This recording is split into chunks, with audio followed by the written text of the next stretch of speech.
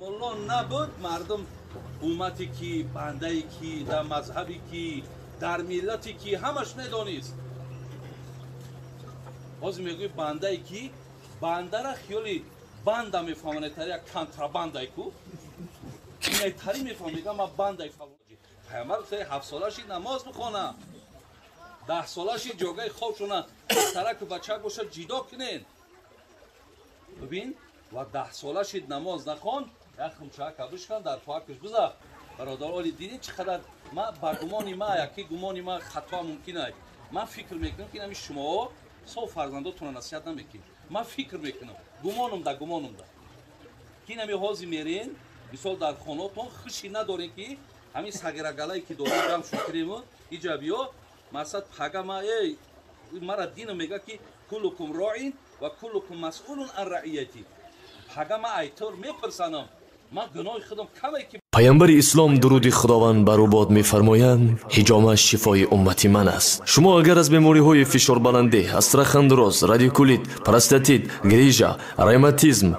بیماری‌های سیستم خونگرد، فشار خون، بیماری‌های دل، درد سینه، تنگی نفس، درد سر و درد چشم و یا اینکه خیرگی چشم و اینچنین از وزن زیاد یا اینکه کم وزنی رنج میبرید حتما در رقم‌های روی اکران بوده در تماس باشید. بختیار حجامه در خدمت شما است. سراغ ما شهر مسکو ورخناپولیا دوم 48 در نزدیکی بازار صدوات حتما در رقم های ما در تماس بروید.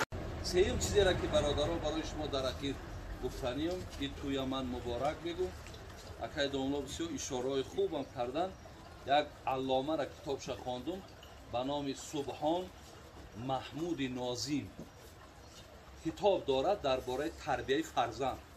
این مردک علامه هست این کس محدث است در دارالعلوم کراچی پاکستان. این حضرت میگه که بسیار در تجربه دیدیم دو چیز برای فرزنداتون دریغ نداریم. یکم برادر عزیز دائم نصیحت چون کنید.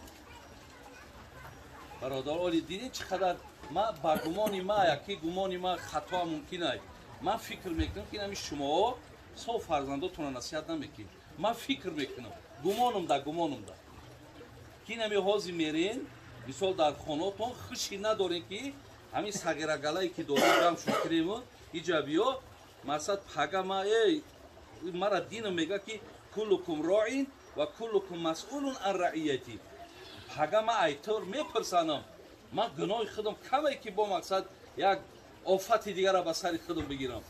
بچه‌ام بدون که پیامبر نازنین گفته است که مروا اولادکم بالصلات و هم ابناء 7 سنین و اضربوهم و هم ابناء 10 و فرقوا بینهم فی المضاجع. پیامبر گفته 7 سالشی نماز بخونه 10 سالشی جوگای خودشونه ترک بچه گوشه جدا کنین. ببین و 10 سالشی نماز نخون یک خمچه کبش کن در توکش بذار بچه‌ام نمازکات بخوان. ببین درختی که خردکک بود باغبان بگرداند او را چو خواهد چنان چو گردد کلام باز نتواندش که از کجی و خمیر بگرداندش.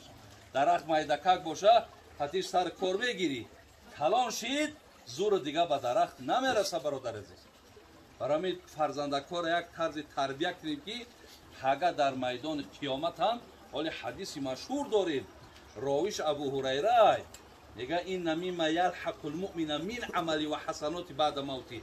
ولی تو میبری میره کو میگه 7 عملی هست که کسی در حیات انجامش بده خانه قبرش دم که باشد حسابی مردگی نیست. یک تاون کیای ولدن صالحا یدعو له کسی فرزندی صالح را میمونه و خانه قبر میروه بین هر قدمی هم فرزند ثوابه بر روحی طرف تیسه. هر کسی میگه رحمتش به تو میروه در کد نماز میخونه ثوابش به طرف سه. برادری عزیز ایرا دست نتی امکانیت ایرا هیچ که شما را من نکی که بچه تا بچه تا نصیحت نکن بچه تا مقصد نماز من کن هیچ که این کار برای ما و شما من کگی نیست.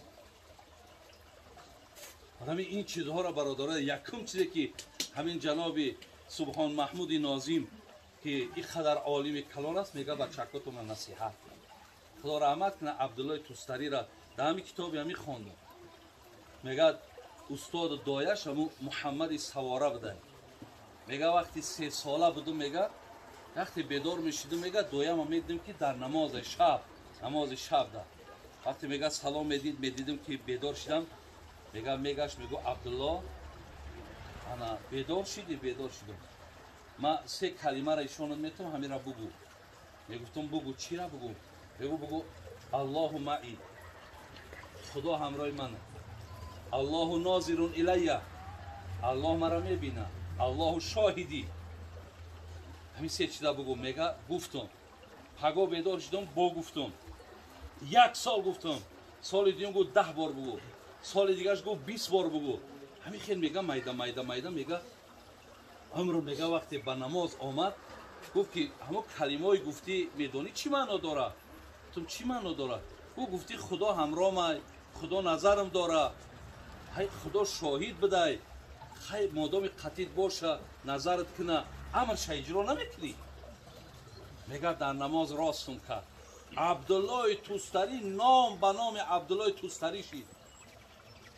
که در کتابی همی خدا رحمتشون کنه نیشاپوری در تذکرات الاولیاء ببینید دربارش بسیار چقدر حیات پر سعادت گذرانده. میگه دایش گفت که الحمدلله رب العالمین، همون برکت کلمه را که من در قلبش که شینانده بودم، همون درخت حاصل بود. ولی یک نفر دیگر در همین کتاب ما ابراهیم دامنی میگه من بچه‌م دوی میگفتم که مرا کیا فریده؟ بعد میگفتم بگو الله. و چتا کیا فریده؟ بگو الله. خطا کیا فریده؟ بگو الله. برادرای عزیز، این همین راه ها قطعی فرزندا را تربیت کرد. ولی ایما و شما ده هزارها برنامه پیشترهایی که ملا نبود، ولی شما در گرد جمع شما همین قملا بسیاره. ملا نبود، مردم امتی که بنده که در مذهبی که در ملتی که همش میدانیست. باز میگوی بنده که بنده را خیالی بنده میفهمانه تری یک کنترابنده کو اینه تری میفهم. میگه ما بنده فلانی داریم، او نمیفهمه بنده چیه. برادره این جای خنده نیست به خدا قسم. این جای بسیار حسرت های که ما و شما فرزندی که به حیث امانت الله داده ما که میپرسمان، ما و شما پروا نداریم، اهمیت نمیدیم. این چیزها را برادر همیشه یکی نصیحت کردن گفت سبحان محمود نازیم. دویمش گفت دعا. همیشه در حقشون دعا کنید. خیلی حضرت داملا اشاره کرد که در حق فرزند دعا کنید. فقط حضرت ابراهیم ابی ربی جعلنی مقیم الصلاة و من ذریتی ربنا و تقبل دعایی. حضرت ابراهیم ابی دعا کرد ربی هب لی من الصالحین، خدای مادامی که فرزند میتی اکر عمرش در 100 این بشارتی با فرزند کشید، خدایا فرزند میتی، فرزند صالح میتی. یکی چه فرزندی صالحش داد، نه چه فرزندی خوبش داد. برای همین ما در حق فرزندا هم باید برادرات دعا کنیم که خدای مهربان هدایت شد. نگو که بچم زن داره، نگو بچم نوسه داره، همه به دعا نیاز داره. خدایا هدایت کن، خدای دم آخرش خوب کن. همیشه دعاها را در حق فرزندا کردن کن. خداوند توی مبارک کنه. الله مهربان خاتمه هممون را به خیر کنه.